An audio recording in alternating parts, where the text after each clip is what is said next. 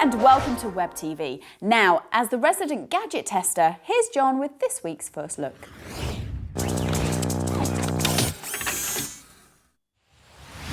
This is Virgin's new PVR, the TiVo.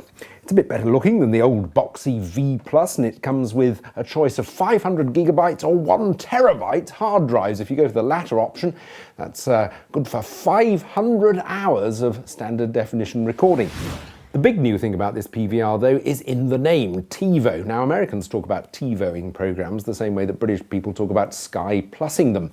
And what's different about TiVo is that based on the recordings you make and your ratings as to whether you like them or not, which you do with these thumbs up and thumbs down buttons on the remote, it goes away and records more programs that it thinks you might like. And it puts these with your recorded programs in a separate folder called Suggestions. There's also a recommendations bar at the top of the interface which suggests things you might like but it hasn't recorded yet. For example, there's one here, Mega Factories. It's recommended that because I liked extreme engineering.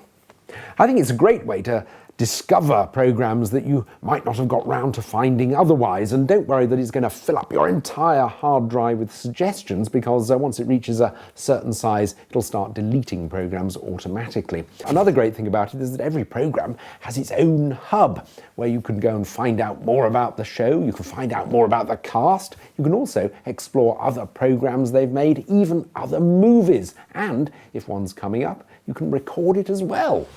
Another great feature is that you can go back in time through the EPG, and you'll notice this little curly symbol against certain programs, and if you select those, the on-demand service will kick in and you'll actually be able to watch them.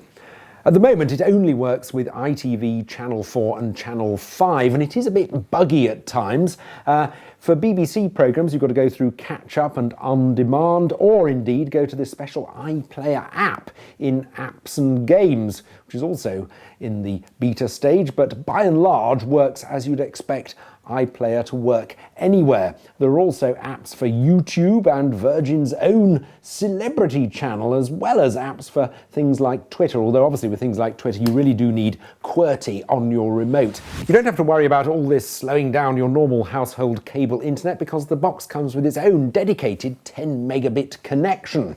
And it also comes with 3 tuners like the old one, but the new thing with this is that you can set all 3 tuners to record into a live buffer, so you can actually switch between 3 live channels and rewind. It's not quite as fast and fluid navigating your way through the channels though as it is on a Sky Plus HD box. It's also not as easy an interface to use. There are quite a few clunky bits that really need to be ironed out. There aren't quite as many channels as you get on Sky either. Overall though, this is a massively improved box from Virgin with lots of interesting features, and it really brings them back into contention in the home PVR market.